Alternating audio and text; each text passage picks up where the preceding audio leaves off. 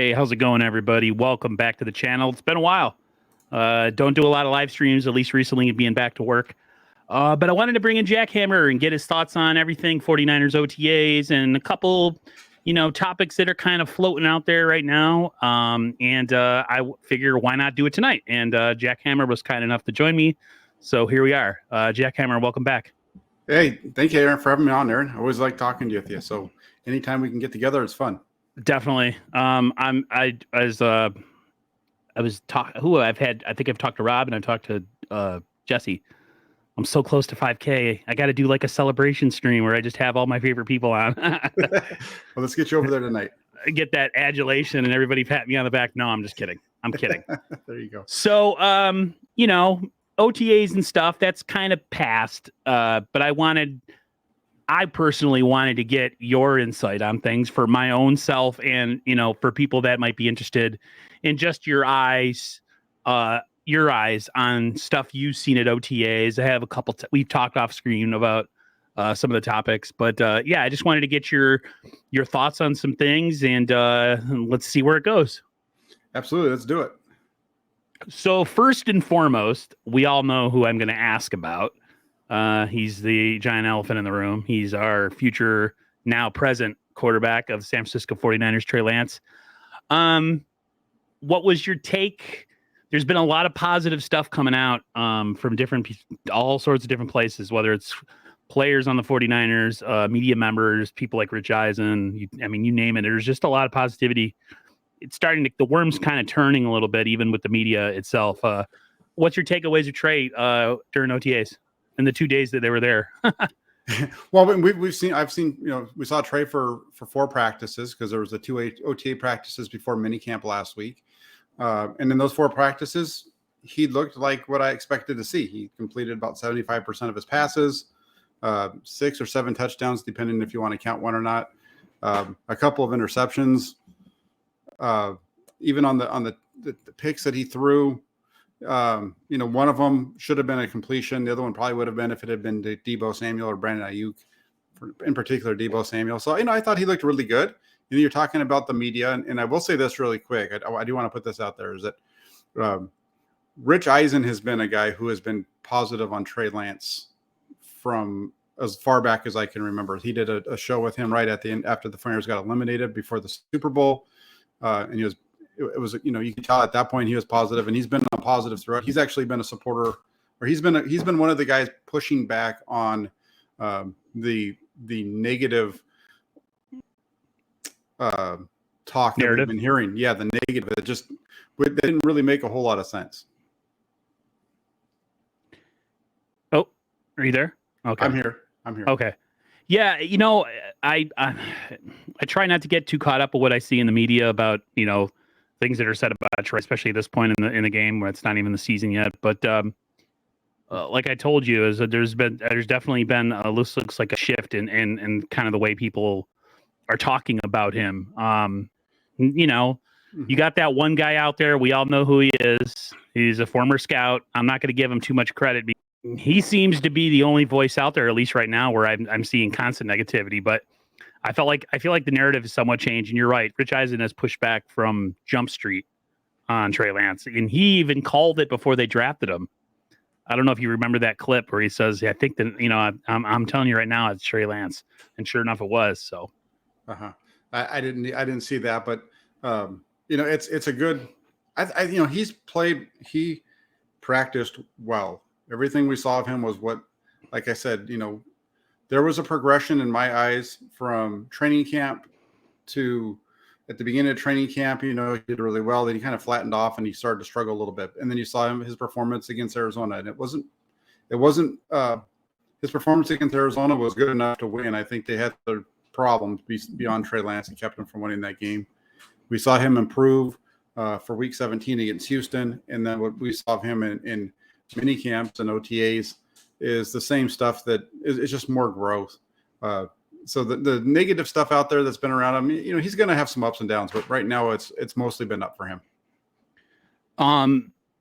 Are you of the mindset that it's hard to kind of judge stuff with no pads and, no rush and when things get real in training camp and they call it the dog days of summer, or can you take stuff out of what you're seeing in 11 on 11s and 7 on 7s? I like as yourself, a person who writes, who covers the 49ers, like is it how do I put this? Like, I don't try to make too much out of anything until I see stuff on the field personally, but the guy's been lambasted for everything and he's barely touched the field in the NFL. I just do you put any weight on OTA practices and stuff like that?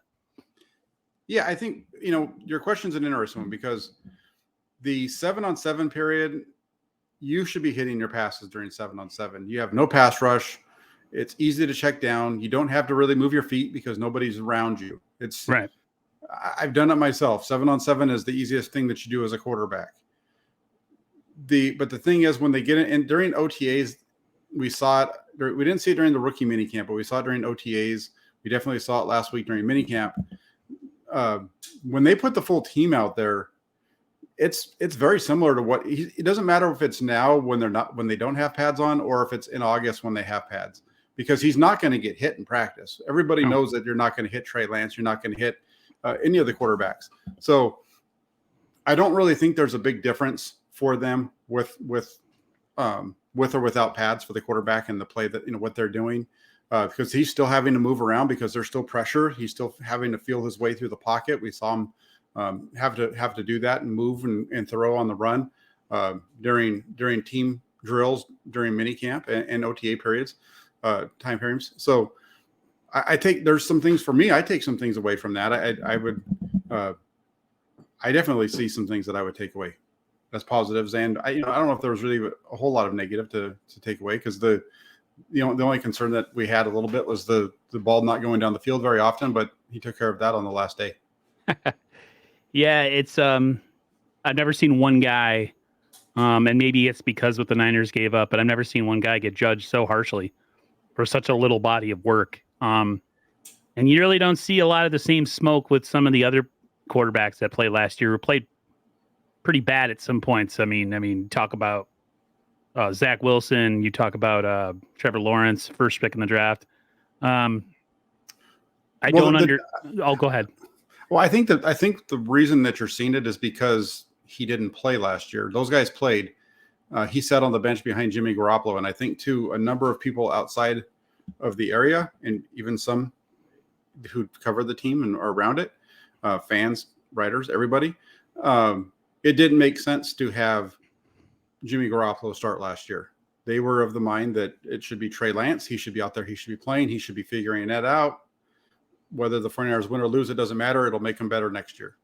Well, I think they were able to take dual paths there. They were able to win last year, get to the NFC Championship game, and at the same time develop Trey Lance. And I think he's better for it going into this season. So I think some of the narrative that people are concerned about or saying, the negative things about him, it's because he couldn't beat out Jimmy Garoppolo. Well, I don't know how much of a quarterback competition it was completely. There was I think a piece to it.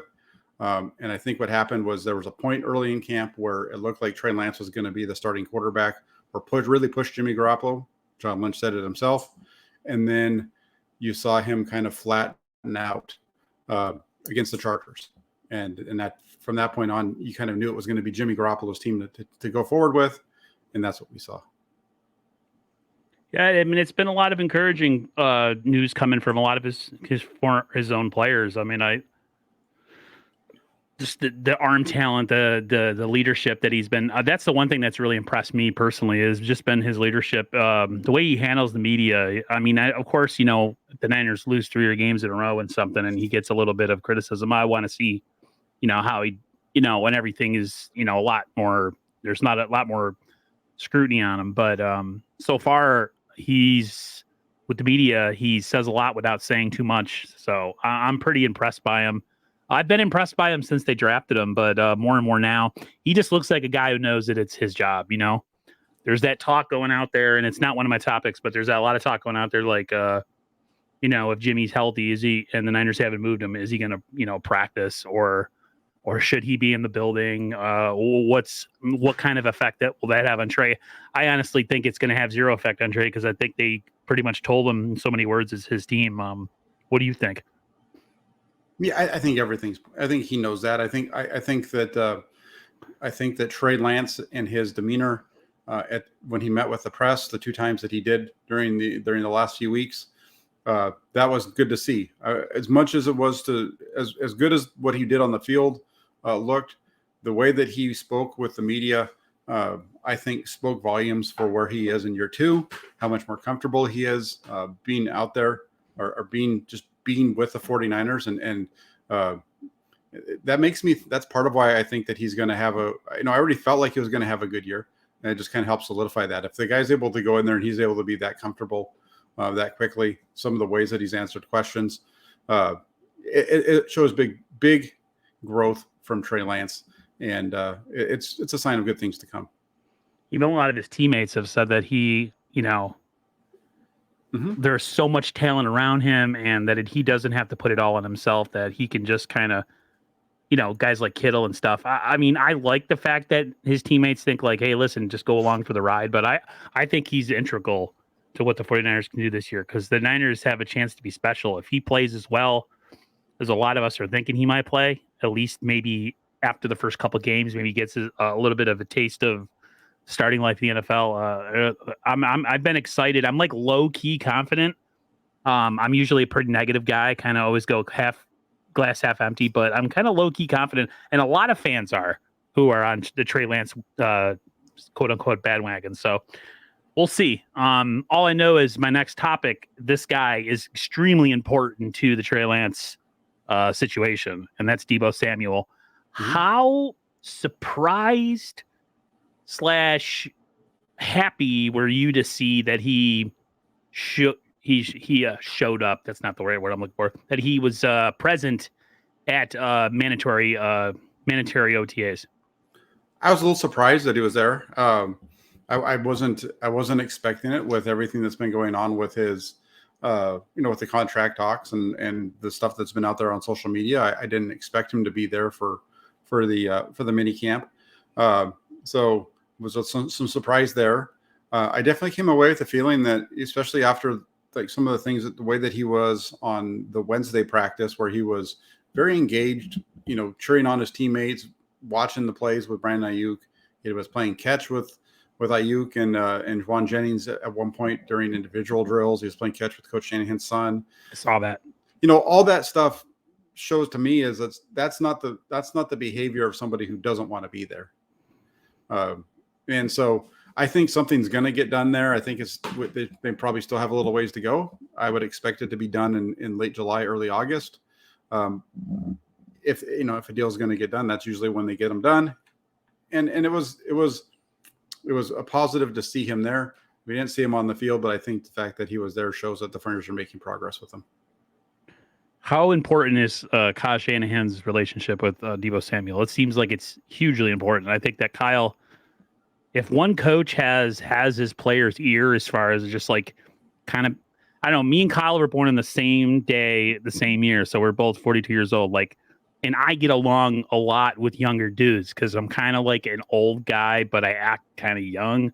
So like Kyle's personality is like kind of like my personality when I'm around a lot of younger dudes. I'm able to kind of like lower my maturity level, I guess. I see that especially with the Deebo situation. Kyle always seemed pretty confident that things would get worked out. So, if the head coach is saying it, I really have nowhere really to go except to believe in Kyle. There's never been a lot of gloom and doom from their end. I know there was a little bit of that quiet time when Lynch was asked about it. I don't know if that was post-draft or pre-draft. I forget. It was pre-draft. Was it? And he was really hush-hush. That scared me. I'm not going to lie. That made me nervous that like something could go down because there was like, he just would not answer anything. Were you of the mindset that it was all going to get done and it will get done? Or did you have any, thoughts of like, man, what if the Niners actually move on from this guy? I was of the mindset that I just didn't see them trading him. That's not the way that they usually do business. I know they did it with DeForest Buckner, but that was just a little bit of that was a different situation. And just the way that it played out. I've said a number of times that I expected Deebo Samuel to be with the 49ers in 2022. I still do. I still expect a deal to get done there. I think that's where the money's going to go when they finally move on from the other quarterback that's not it wasn't at OTAs.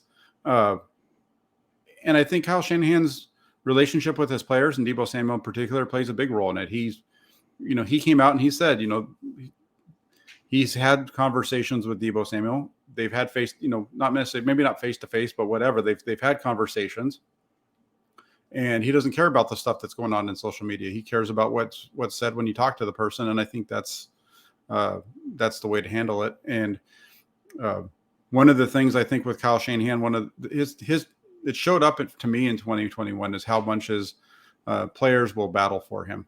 This team was at 4-6, or at one point they were not 4-6, 3-5, and they were able to come back and battle their way into the playoffs and NFC Championship game. So it just says a lot about his leadership. As far as there's a report, I don't know if you've seen it or seen it or heard it or whatever. There was a report that there was some communication between Kyle or the 49ers and Deebo about he wants to, in so many words, he wants to see a second contract, but he knows that the type of toll that a running back's the game has on a running back, and he wants to be used less as a running back, and like the Niners have pretty much obliged. And they will still use him here and there, but it's definitely going to be in a lot smaller role. I don't know if you heard anything of that, but do you think that those kind of discussions have been made or have had happen between the two sides? Where like, listen, I want to have a long career and I want to get paid, I want to maybe see a second contract, and I'll do this, that, and the other, but there's going to be some limits on what. And I don't blame him because he carried that team last year. Do you find any credence that maybe there's been a back and forth between the two, and maybe there's an understanding of what he expects out of his career and how they want to use him? I think that I'm not going to say that there's no credence to it. I can understand for him, meaning Deebo Samuel, why he wouldn't want to be carrying the ball as often from the backfield, and he wants to extend his career as long as possible. Running backs don't have the same type of career as wide receivers typically. So I can understand that. At the same time, I think part of that is him wanting to get paid as a wide receiver. And, that's also, you got to remember, a negotiating tactic that the 49ers have used in the past with other players. And I would assume, I think it's safe to assume that they're probably doing here. Hey, look, you're running the ball. Here's your total yardage, but so much of this was based off of you running the ball, running backs, and whatever, and that's how they're trying to keep his costs down. So I see it as a little bit of a back and forth. What was I going to say? Do you, with Deebo Samuel, how important to you is Deebo Samuel to Trey Lance's development, at least this year, as far as giving him the Niners love to run the screens and the jet sweeps and that kind of like easy money plays that they seem to have a propensity to run and do well with. How important is his being on the team with Trey's development, or do you think either way Trey is going to excel? I mean, is there a connection like the Steve Young to Jerry Rice, Joe Montana to Jerry Rice, that kind of connection, or do you think Trey Lance will be successful regardless? I think it's really important. They connected 3 times last year in 2 starts for touchdowns, or something like that. Maybe it wasn't 3 times in the 2 starts, but I know they had three touchdown passes between the 2 of them. 2 of them against Seattle. They had the one against Houston. And I think it's really important. Deebo Samuel's the best wide receiver on the 49ers. He's the best wide receiver I've seen play for the Niners in a long time. And going back, since Jerry Rice, and I think it's important that he's there because when it comes to the offense, he's an explosive piece that they need. I know they're going to expect to get some explosiveness out of Trey Lance himself this year, maybe more than what they received from the quarterback position, in the years past. But still, Deebo Samuel is important because of what he brings to the table and the way that he fights. He's kind of he's the leader of the offense, in my opinion. One thing that got me, and I tried to listen to both sides when this all was happening, or the people that are just like, yeah, just trade him and get a bunch of first and yada, yada, yada. And they make it like it's just so easy to find a replacement for certain players. Like you can just flip a pick for the same production, the same character, the same leadership, toughness. Like I am of the Larry Krueger mindset. You don't get rid of good players. You just don't. You got to find a way to keep guys like Debo, Bosa, Warner, foundational pieces. I just believe that this mindset of like DeForest Buckner. Yeah, I'm still mad about that one. We'll see though. Kinlaw has a chance to shut a lot of people up, but he just needs to be on the field. But the whole thing with Debo, I just I never could get in line with this. Like I had to make videos and people would flood my comments with like, get rid of him for 2 firsts and a blah, and we'll be fine. If you don't want to be here, screw him. It's like, no, unless he comes out and says he doesn't want to be here, like it comes out of his mouth. Man, you can't just like replace players like that. It doesn't work like that. It's not Madden. Like you can't create a 99 overall and place him on the 49ers and say, here we go. Here's our next Debo. It just doesn't work like that. What do you think of that mindset of like, yeah, we'll just replace him with a draft pick and screw that guy? Are you of the mindset that when you have good players, you got to do everything in your mind in your way to keep them?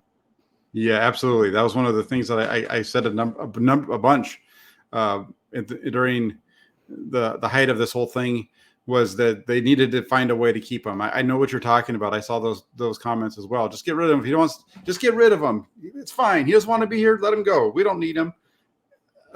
Just replace him with picks. Yeah, exactly. I saw it from a number of fans. I saw it from some media people, some YouTube and stuff like that. It's not. I never agreed with it, and I said as much a few different times.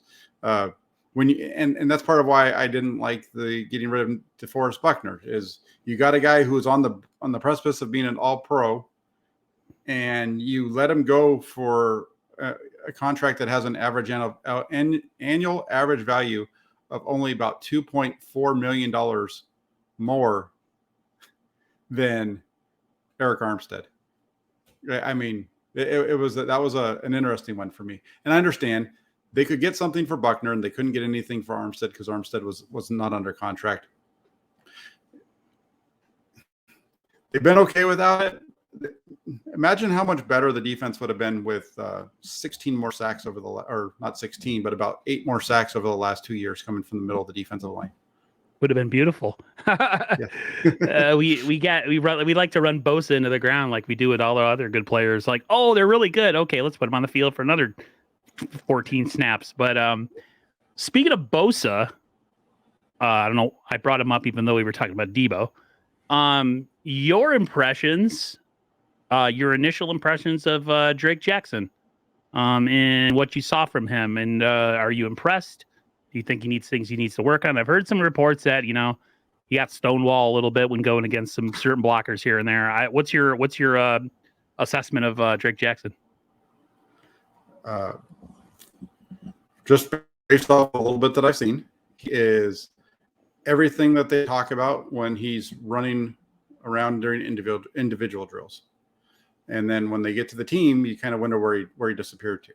So we'll see what happens with him. I haven't been overly impressed with him.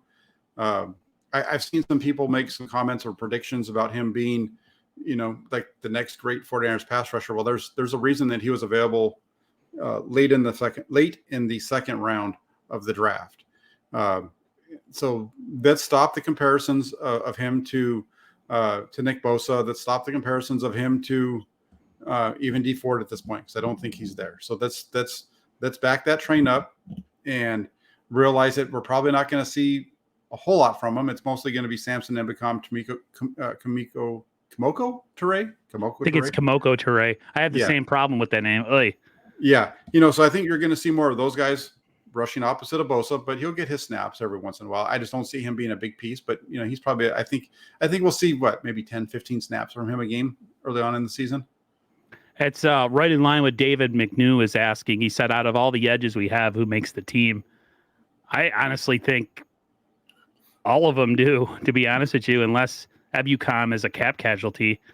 I'm of the mindset that the defensive line is kind of the the signature of this team, the piece of resistance, like what makes this team tick is that defensive line. So I don't know about you, but I have a feeling they're going to keep a lot of defensive linemen this year, like they did in 2019, or at least they tried to in 2019. I think they kept 11 last year on their original 53-man roster, but Nick Bosa is going to be there. I think that Samson Ebukam and Teray have a good shot at it. Jordan Willis is going to, that's the guy on the bubble is going to be Jordan Willis on the edge. Alex Barrett's not going to make it. Charles Amenahu is going to be a guy who's going to move in and out between edge and defensive tackle, depending on the situation. Same thing, I think, with Kerry Hyder. I was just going to ask about him. Awesome. Yeah. I think, Hyder has that ability to play inside and outside. So does Amenahu. So, I think you'll see Bosa be the starter, Amenahu backing him up, or Hyder backing him up. I mean, Ebukam and Teray battling out for that, the spot opposite of Bosa, and then Armstead and Kinlaw inside as long as Kinlaw is healthy. I posted this video about an hour ago. I'm going to read the stats to you of Bosa's stats through 3 seasons, including postseason. They're unbelievable. I gotta read this to you. Hold on. Let me go to my profile. I'm tabbed out, so bear with me.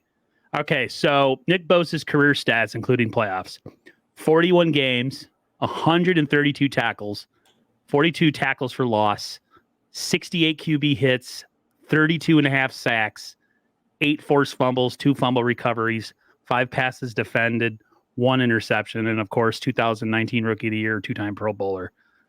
That is insane, dude. Like that's like a career for some people. He's gotten that in 3 years. My fear always is, and that's why I wish D Ford would have worked out. Man, it's like the Niners are so like, if Bosa goes down, man, this becomes, I know we have a lot of depth and everybody screams and yells about it, but Bosa is so important. He is elite. He is Hall of Fame type talent if he keeps going at the current rate that he's at. Well, what's your take on the importance of Bosa and how hopefully other guys can kind of step in, give him a breather? I want Drake Jackson to be great.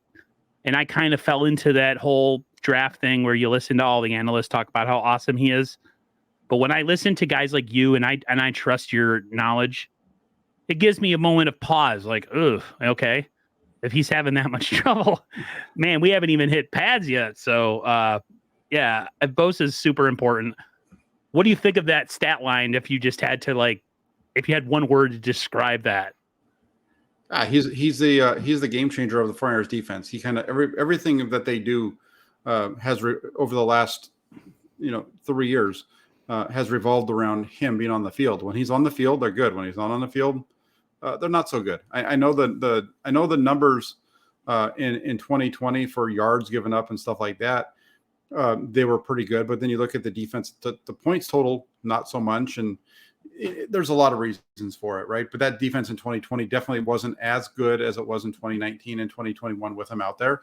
And he's the guy that kicks off the rest of the pass rush, because the amount of attention that he receives, that allows Eric Armstead more one-on-ones. It allows Samson Ebukam or whoever the edge on the other side is more one-on-ones. It frees everybody else up to make plays, and he's making a bunch of plays himself as well. So he's like the quarterback of that side in terms of the importance of making it work. I mean, I'm the guy that is cool with all the depth and everything, but I'll be honest with you. I really wish they had some money to play with this offseason. I know I can kind of be hot and cold with saying, oh, the Niners are cheap, they don't spend money, and then I'll backtrack and say, well, they do spend money for signing their own guys.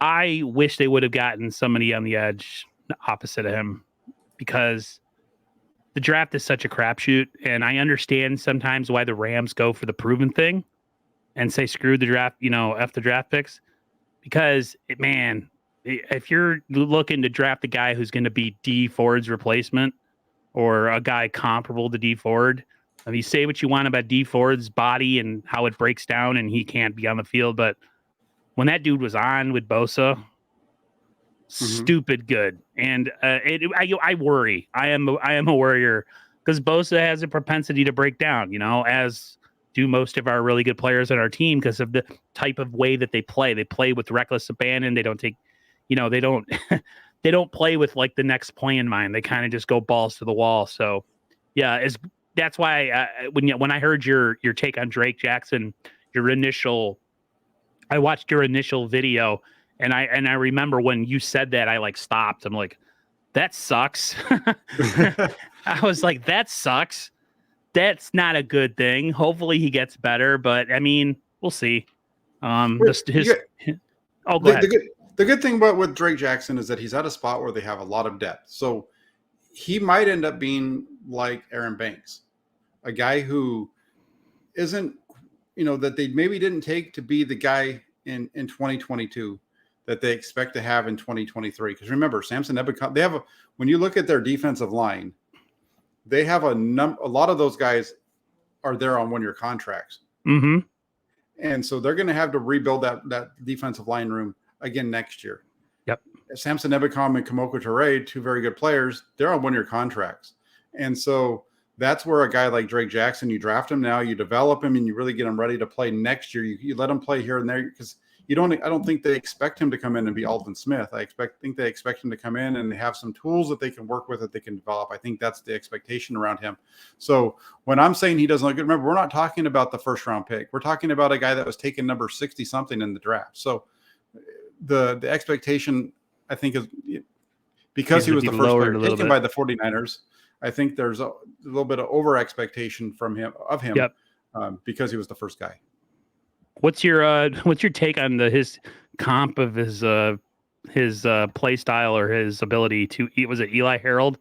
Did you see that one where it was like they comped him to Eli Harold and a lot of 49 fans were like, no way, man. He's way better than Harold, and we've not even seen him be on the field. We literally don't know. So I can be over. Oh, go ahead. No, I don't. I know I haven't seen enough, and I don't really remember Eli Harold enough to make a comment on that. But what I will say is, the last time the 49ers took a defense, were in the situation they were this year where they didn't have a pick in the first round.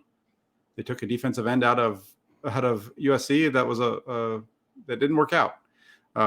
So we'll see if we see that happen again this year. The good thing about that draft, though, that I'm talking about, where it didn't work out, that was I can't remember his name right now, but that was the draft they got Terrell Owens, and they took a defensive lineman with their first pick. They took a wide receiver in round 3. The Niners did that again this year. So maybe, if Jackson doesn't work out, maybe they get T.O. in round 3, and that'd be great. That'd be fantastic. Andrew agrees. He says, I don't think Jackson will see the field much this season. I mean, the Niners do have a propensity to draft with the future in mind, where they kind of load up on a position with kind of like manageable contracts, guys that like don't break the bank, and let a guy kind of grow behind it. And then his second year is supposed to be his, where he kind of starts to shine, which actually takes me into my next topic. Okay. Aaron Banks, mm-hmm. Someone who needs to shine this year, someone who didn't really play last year. Lynch said it during the end of last year, he really started to make strides. What was your take on anything Aaron Banks? Did you see much of him? And if you did, how do you look? He looks faster. He looks a little bit slimmer, but not much, because he basically he's still the same weight. He just he has more muscle underneath it. So from that standpoint, I don't know if I would say he looks all that different, but he looks fast. He looks good. He was receiving a lot of praise from the offensive line coaches during drills and things like that, which always, stands out to me as, to my eye. I can see certain things, but especially when they're praising him on top of it, then I know that what I saw and thought was good is good. Right. Right. So I thought he did well. You listen to the coaches and you listen to what Kyle Shanahan had to say in the state of the franchise. He didn't mention anyone by name, but he talked about how there's some guys who they feel comfortable with, that they've seen that we haven't seen. And I think that's guys like Aaron Banks and who they have at center there in Jake Brendel. So right. I think that I was a little nervous when I listened to that because everything it seemed to me like there was way too much of what Kyle Shanahan was saying that I agreed with.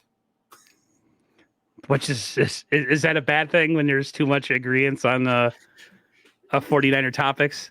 You start to worry about it. If the head coach is if you keep hearing the head coach saying things and you're like, yeah, that makes sense. That makes sense. Sometimes you start to wonder. You're like, oh shoot, we'll see. With me, with those state of the franchise things, I always feel like it's when you go to like when they have like the yearly meeting at work and they talk about the company and the numbers and how the business model is going and how everything's great, and they really sell you on the team. Those kind of things sometimes they just smell of corporate, like not brainwashing, but I'm trying to think of the word, propaganda. I try to steer clear of getting too hyped. I did that the year, I forgot what year it was. Was it the year that they got the white unis or whatever? And I forgot what year it was, but it might have been when Reuben Foster and this person and that person and got us all hyped, and then we still sucked. So I try to like stay totally away from any of those like state of the franchise. The only time I'd ever be there is if they were like, "Hey, we're going to announce a contract extension," and they announced like Debo or something. Then I would watch because that to me is super important. But like, I don't know. I'm old enough. I'm getting to the point in my life where I'm of the prove it mentality. My nephew's the same way.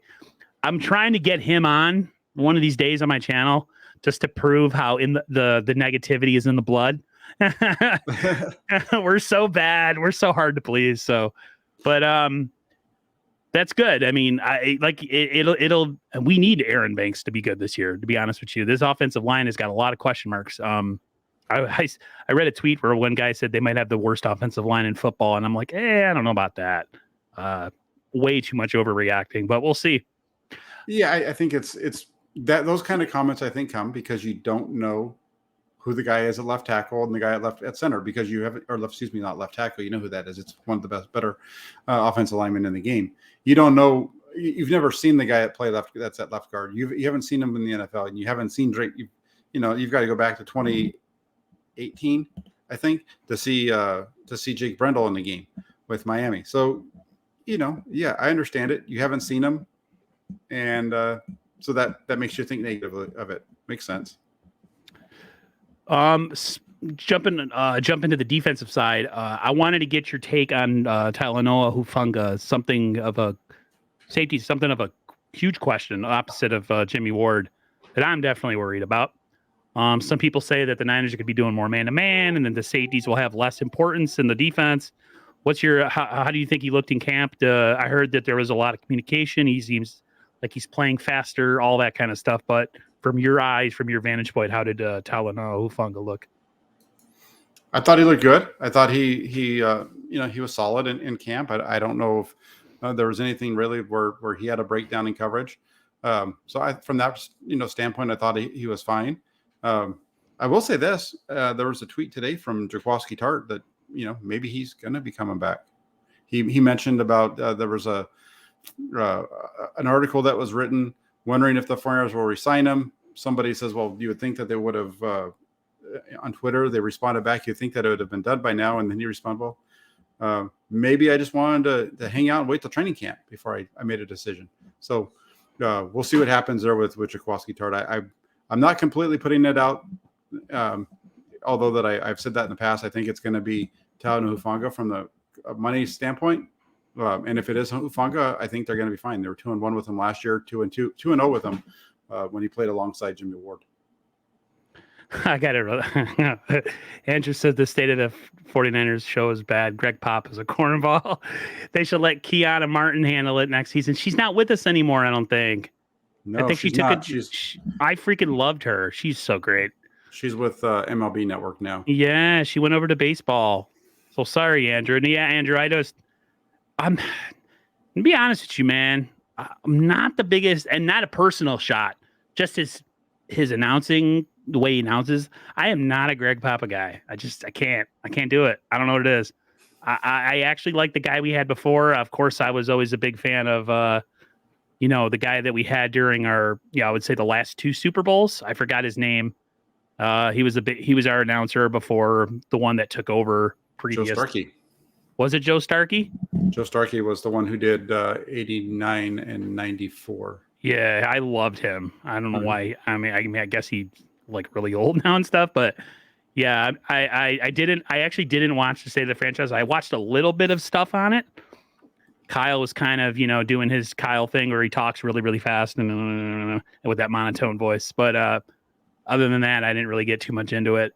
Yeah, safety to me is a huge concern, but I mentioned to Jesse, I think I mentioned to Rob, other people, and they were like, "No, I think that ship has sailed." The Niners made it sound like it had sailed during either the post-draft or pre-draft press conference. But if he was signed, I wouldn't have an issue with it because, to me, if he's signed, he automatically becomes the starting safety opposite of Jimmy Ward. This is my personal opinion, just because I trust him and I know what he brings to the table.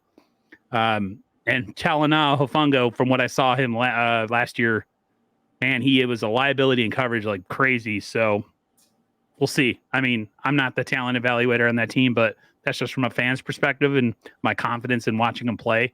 So we'll see. Yeah, I think he's. It just depends. He was out there with Jimmy Ward. He was good. When he didn't have Jimmy Ward and he was playing with the other backup safety, he struggled a little bit more. So. I think I might be. Oh, go ahead. Sorry. I think I might be a little bit more positive because when he was out there with Jimmy Ward, he was fine as a starter. I know he made some mistakes, but you can find Jimmy Ward making mistakes too. Oh yeah, definitely. Mm-hmm. Yeah. We're gonna flip flop back to offense. I had this as a one-person question, and now I'm gonna do it to two guys. Okay. Ayuk and Jennings, can you see a breakout season from either of both of them, one of them, or neither of them? I am really, really high on Juwan Jennings, and I really want to see Ayuk shine. And I feel like Trey Lance being the quarterback might have a chance to make that happen. What was what did you see from either of them? Did either of them participate, Ayuk, or was he? I saw clips of him kind of like coaching or running around or goofing around. I don't know. I didn't exactly know. Did he participate? And if he did, in Jennings, how did they look? And what are your your outlook for both of them? Of the 4 practices that were open to the media with the veterans there, Ayuk practiced in 3 of them. It was just the last one that he did in the last day of minicamp. He didn't participate. Neither did Juwan Jennings. I think that I've said a few times where I feel like Brandon Ayuk's going to have a good year, that he meshes well with Trey Lance. His ability to get the ball down the field meshes well with the type of routes that you typically see from Brandon Ayuk. We saw them connect a couple of times last year. So I think that's going to work out. The concern that I have is that we didn't really see that from Ayuk during OTAs and minicamp. He seemed to struggle a little bit. They struggled to connect, and we'll see where that goes once they come back in late July and August for training camp, and if they're able to kind of build that back up and what that looks like this season. But I would expect to have Ayuk, or for Ayuk to have a big season, and I would expect to see Juwan Jennings continue to grow. I don't think you're going to see him put up huge numbers, but he's kind of taken on that role, third wide receiver role that belonged to Kendrick Bourne. He's that guy that's going to be the red zone threat. He's the big body receiver that's going to be there, making the clutch plays on third down, the clutch plays in the red zone. That's what we saw from Bourne throughout most of his time with the 49ers, and I think that's what we're going to see from Juwan Jennings. What do you think it is with Ayuk that just hasn't clicked yet? Because I see the physical skill, I see the wide rangy, catch radius. People say it was Jimmy, and people say it was this. He had an issue last year where he had a falling out a little bit with Kyle Shanahan. Something with him, I feel like he's got all the physical tools in the world to be a great wide receiver. Is it a mental thing? Is he in his own head? Like what if Jack Hammer's diagnosis, if you were a mental health specialist, what is it with Ayuk that just hasn't clicked yet? I wish I could really tell you what it is. He played really well in the second half of last year. We saw him really come on. It just hasn't been there quite yet, but in OTAs. But I feel like you're going to see him I would expect to see him step it up and play better as they get into the training camp and that period. He's a young guy going into year 3. Had a good first year. Second year was kind of a little bit up and down. Year 3 is the time that he needs to show that he's the guy, and he's going to be playing for a contract. Definitely. There was talk of Juwan Jennings that I've seen. I'll go with David McNew's comment. He said Jennings has potential, especially with the speedster that will stretch the defense and open up space for him to work. Mm-hmm. I heard something from Kyle Shanahan, and I don't know exactly where I heard it. It was a press conference, but he was really singing the praises of Juwan Jennings in the offseason and the work he's put in and how he's looked. I've heard other YouTubers kind of make the statement of like Juwan Jennings to me is kind of like they're kind of like low key kind of player to watch, and I'm definitely in that mindset as well. I really want to see Ayuk shine, because I think if Ayuk shines, this offense could become, with Kittle and the run game. They could put a 30 burger on the board every week. And we haven't had an offense like that since the mid '90s with Steve Young and Rice and Taylor and Brent Jones and Ricky Waters. Or like the Niners were guaranteed to score at least 30 points a game, and sometimes they scored 50 or 45, whatever. But it all, I feel like Ayuk is the key to unlocking how much better we can be on offense. So we'll see, man. I think the key to unlocking the offense is the quarterback. Really. I agree. I agree with you on that. I just think that Ayuk has to, this is kind of like a put up or shut up kind of situation where, his excuse, the albatross is out of the room now with Jimmy Garoppolo. Let's see what you really got. So, but I agree. Quarterback is the main. I had this conversation with Jesse Naylor. I had this conversation with Rob. You have to have a great quarterback in order to win a Super Bowl now. The days of the Trent Dilfers, the days of guys coming in there and barely winning with the, maybe what happened with the Eagles a couple years ago. That's a rarity. I mean, every team that wins it now usually has a freaking fantastic quarterback.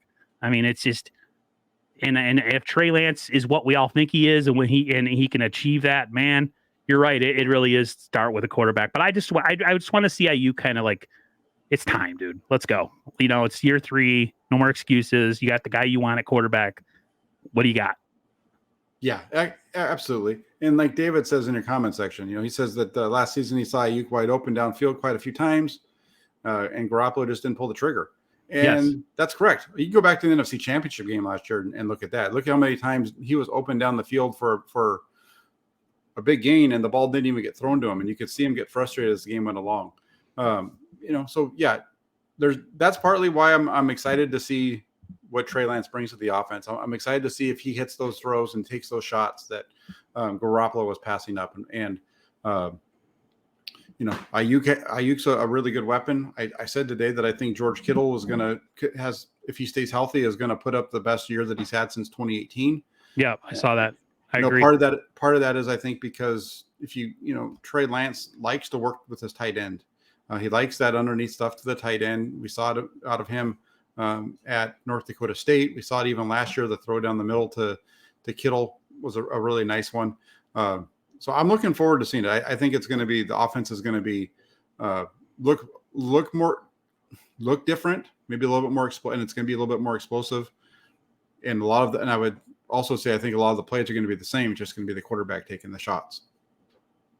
I want to say thank you to Brian Culp. For everyone that doesn't know, I am like so close to 5K. I think I'm less than like 6 or 7 subs away. You could drop a like and subscribe. Let's try to get to 5K by the top of the hour here. And then we'll, it's been a slow grind. I think I've had Jackhammer on numerous times and Jesse Naylor and all those guys and keep talking about 5K, and I'm so close to hitting it. So, and I usually don't beg for people to like your sub or like or any of that stuff, but I'm so close.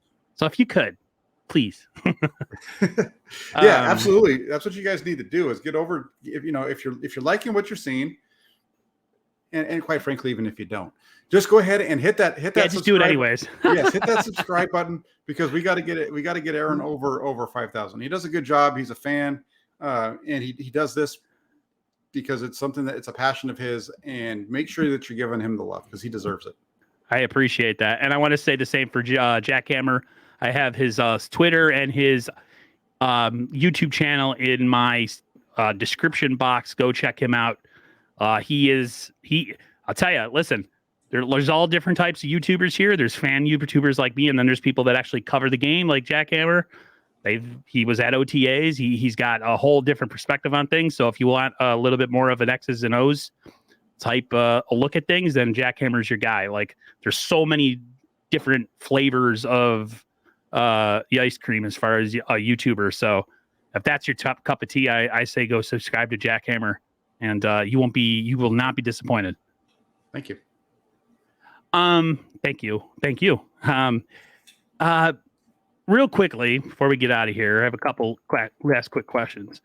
The media flip flop with Trey Lance and the situation with all that. What do you think that what's happening right now? Is it the local media or people close to the 49ers starting to let out information that,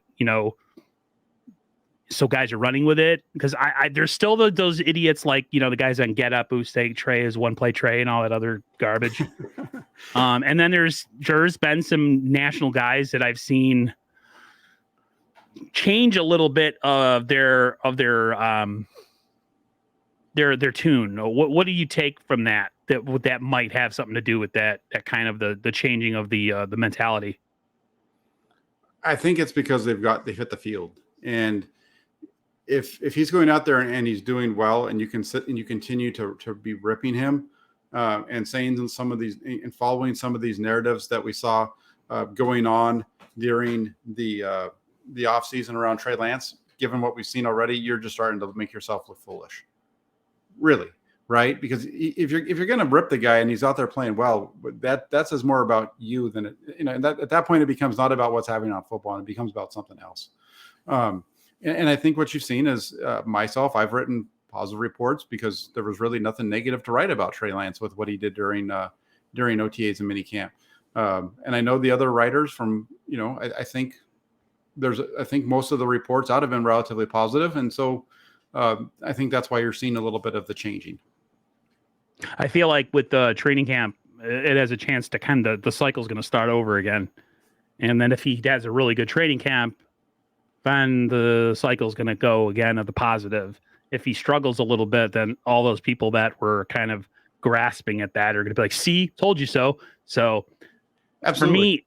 For me, training camp's super important just to keep the narrative positive, because nothing the East Coast media loves more than crapping on Trey Lance and all that stuff. So, and I'm an East Coast guy. I live in New York. I wish I lived on the West Coast like you and all you other guys that cover the 49ers, but unfortunately I live in New York. I got to deal with the Bills every year. So, how significant was it for Bosa, Trent, and Debo all to be at minicamp as far as leadership and just an overall morale of the team? Because a couple guys mentioned it in their press conference that things get different when you see a guy like Nick Bosa or Debo. It might have been Nick Bosa or Debo. Like, things feel different when you see guys like that show up.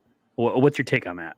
I think it's big for those guys to be there. It's I understand it's early in the process, but it's important to have your team together. It's different in professional sports than it is, in college and high school, the camaraderie, but the camaraderie is still there regardless, right? I mean, it's more of a business in the pros, but the camaraderie of the team still carries over. And you hear go back to the old time 49er guys that were winning Super Bowls together, and they talk, about hanging out still, right? So they still do. Yeah. Right. It's different, but it's different because they're getting paid. They know how to get themselves ready. So it's different in that they don't have, being there like Deebo Samuel and George Kittle, they were there, but they weren't practicing. But really all you want is for them to be in the building at this point.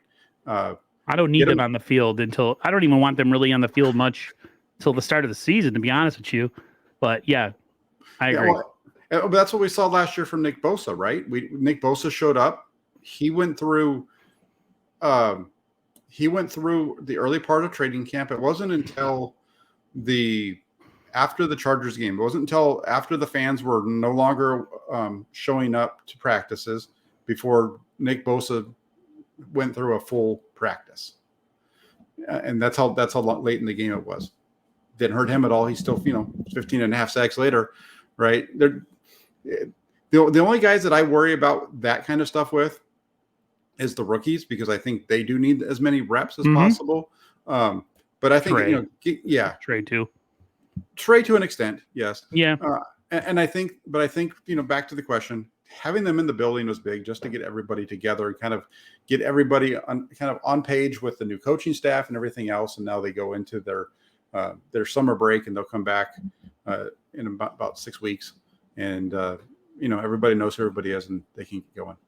I think having your cornerstone players, I feel like as a cornerstone player, a player that makes the money and is thought of as an elite level player, I think by default you become kind of a leader, a person to look up to on the team, because it's just it just kind of happens. It's like an osmosis, and because great players usually have really good work ethic and a mentality, and anybody who's under them or around them who wants to be great tends to kind of gravitate towards, somebody with a crazy work ethic. I mean, look at all the guys that used to run the hill with Jerry Rice, T.O.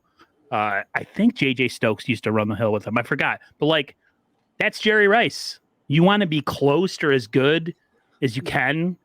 Take a little bit off that learning tree. Stand under that learning tree and try to catch whatever you can. So, I agree. I think having certain guys there, especially for the leadership of the team, and guys, like I said, who have good work ethic, who play really hard.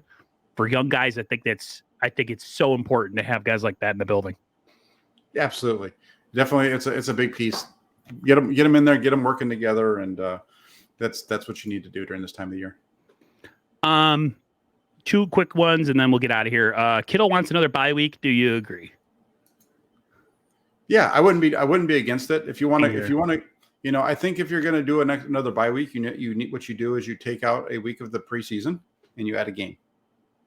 And so you have 2 preseason games, 18 regular season games with 2 byes. That's exactly what I was thinking. I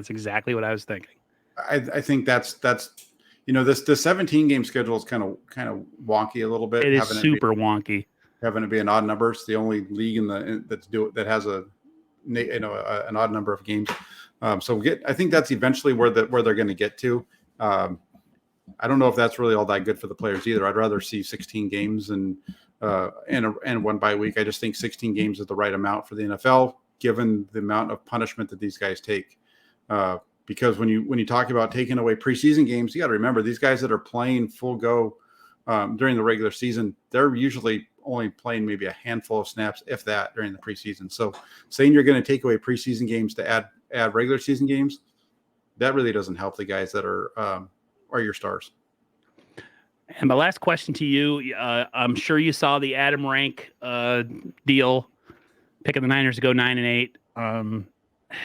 Some people don't have a problem with the prediction just because Trey's coming off, being, he's a starter this year and lack of experience, yada, yada, yada. The whole argument. I don't know. 9-8 seems kind of low. I am more of maybe the 10 or 11 win type thing going on. I mean, we still are probably going to be a wild card team, of course, because there's only one seed. What's your take on Aaron Rank and his prediction? 9 isn't that far off of 10 and 11. 10 gets you into the playoffs, so he's just underneath that. It's nothing to get too worked up over. I can understand somebody who says that they're going to only win 9 games. I feel like they're a very deep roster. I think they're very good. The only reason that you say they're only going to win 9 games is because of the schedule that they're facing. They do have a really tough schedule this year. Right. 6 games in the NFC West, tough. Playing against the AFC West, tough. Tom Brady at home, that's a tough one. So, I mean, there's some rough games on the schedule, and I can see, if I have them at, I think, what did I have them at? 13 wins when I did mine. Wow. Or something like that. That's pretty good. But I can understand them getting, and I would, if they're under 10, I think that's a disappointment as far as I'm concerned. If they can get in there between 10 and 13, I think they're in the playoffs, and that's about where they should be. I just look at this. I'm sorry, I keep interrupting you, but no, that's fine. Go ahead. The roster the roster is strong. It is strong, and I think I think it is. No, I agree. Shanahan was talking about it. You look at the depth of running back. I think the wide receiver room is much better than it was last year. I think the tight end room is better. They're deeper. There's going to be some really good football players that are being cut this year that are even better than what they cut last year. The way, and I get, and me and you have, I guess we disagreed on this. We don't usually disagree on much, but I can get a little bit like of that mindset of, the Rams do this and they're all top heavy and they go after the big name players. That's just the way they run their deal. They have, really elite players at certain positions. So Niners, to me, and it's like I said, there's more than one way to skin a cat. Like the Niners want to have the deepest team in the league. They try to do it. They take a strength and you think they'd be good with it.